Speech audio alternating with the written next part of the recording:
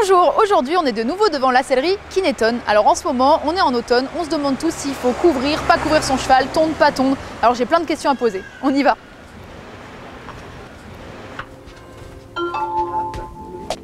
Salut Solène! Ah, salut Amélie! Tu vas bien? Ça va et toi? Ouais, super. Alors aujourd'hui j'ai besoin de tes conseils en termes de couverture. Ok, bah allons-y, on y va? c'est parti. Alors du coup, c'est quoi les indispensables en termes de couverture? Alors, les indispensables, tu as trois choses. La chemise, la 200 grammes, la 400 grammes. Alors, une chemise, on appelle ça une chemise, c'est une chemise 0 g. En fait, c'est pour te montrer. Voilà, tu vois, c'est quelque chose qui est tout fin. Ok, oui, d'accord. Ça, c'est juste un petit coupe-vent, si tu veux. Voilà, oui, ça, c'est le coupe-vent, s'il y a un peu de vent, s'il fait un peu frais, qui ne sentent pas tout nu, quoi. Et en prévention du poil. Okay. Parce que plus tu couvres, moins ils ont froid, moins ils font de poil. Donc voilà, la 200 grammes, c'est l'intermédiaire. Tu la mets en dessous des 10 degrés. Et souvent, ce que font les cavaliers, c'est chemise polaire et 200. D'accord. Et donc ça, la 400, celle-ci, c'est vraiment pas pour les grands froids, si tu veux, mais en dessous de 5-6 degrés, tu peux sans problème la mettre. Grosso modo, ça, c'est les trois indispensables quand tu as ton cheval. Ensuite, les plus, c'est la séchante un peu sympa pour mettre pour le transport ou la polaire, pareil. Ça, c'est quelque chose de un peu en plus qui ne sont pas indispensables. Si tu ne l'as pas, ton cheval va survivre. Et attention à ne pas mettre de la polaire à même la peau, parce que la polaire, en fait, électrise le poil. Donc ça lui tire tout sur tout le dos, sa ligne du dos est tirée, ça recule et ça blesse le garrot. Donc surtout mettre une chemise en coton, enfin un lycra, ce que vous voulez, mais quelque chose en dessous, ne jamais mettre une polaire à la peau, sauf si vous utilisez la polaire comme séchante et à ce moment-là, vous lui laissez la polaire une demi-heure sur le dos, ça va pas lui faire de mal. Mais si vous voulez laisser la polaire pour la nuit, surtout ne pas la laisser à même le dos du cheval. Ensuite, pour les extérieurs. Il existe plusieurs types d'extérieurs, la bâche qu'on appelle une 0 g, juste voilà, après 100 g, 200 g, 400 g, avec cou ou sans cou. Tout dépend si le cheval reste beaucoup au paddock, s'il y va tous les jours, si c'est juste une heure, voilà, tout ça c'est mettre une 400 g à un cheval qui va au paddock une heure, ça ne sert à rien, dans le sens où il va au paddock une heure, donc il va avoir qu'une envie, c'est de faire l'imbécile. S'il est surcouvert, il va transpirer, comme la couverture est imperméable, ça ne respire pas. Donc attention à ne pas surcouvrir des chevaux qui vont au paddock juste une heure. Après, coup sans coup, il y a plusieurs politiques. Des propriétaires qui veulent que les chevaux aient un coup parce qu'ils pensent que c'est plus confort, que le cheval va moins avoir froid. Ça, c'est vraiment politique. Il n'y a pas de base donnée. Voilà, le cheval, c'est un peu chacun fait comme il veut.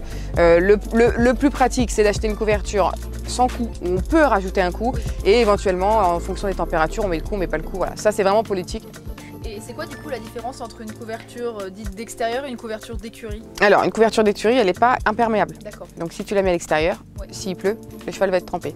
Une couverture d'extérieur, elle est imperméable. Par contre, ce que tu peux faire, si tu n'as pas envie d'acheter une grosse d'extérieur, parce que tu mets le cheval très rarement, tu peux mettre la selle de boxe et rajouter une bâche, donc une 0 g d'extérieur dessus.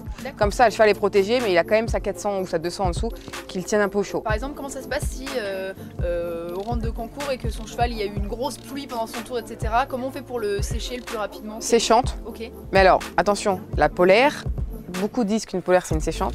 La polaire, ce n'est pas la meilleure couverture pour sécher. La polaire c'est très bien, mais un cheval qui est trempé, il a besoin d'une vraie séchante. Avec ou sans cou, encore une fois. Si vraiment il fait frais, qu'il est tard, il faut mieux mettre un coup pour éviter qu'il attrape froid. Il y a une séchante en nid d'abeille, il y a des séchantes en mèche, en éponge. Tout ça, c'est des matières qui absorbent extrêmement bien. Et la séchante, du coup, c'est une couverture qu'on ne laisse pas une fois que le cheval est sec, on l'enlève? Non, en général, les vraies séchantes, elles n'ont pas de sangle en dessous déjà. D'accord. Voilà, donc il faut rajouter si jamais on voulait la laisser, il faut rajouter une sangle. Et ensuite, la séchante, elle devient vite humide, vu que c'est fait pour sécher. Donc si on recouvre par-dessus, le cheval reste humide toute la nuit. Moi, j'ai un poney qui vit au box et au pré en même temps. Et souvent, il fait assez froid, en dessous de 0. Donc qu'est-ce que tu préconises, par exemple, dans ce cas-là? Alors, soit tu mets une 200 g avec cou, en l'occurrence, parce que 200 c'est quand même pas très chaud, et en extérieur, enfin imperméable, comme ça il peut vivre au box avec et à l'extérieur avec.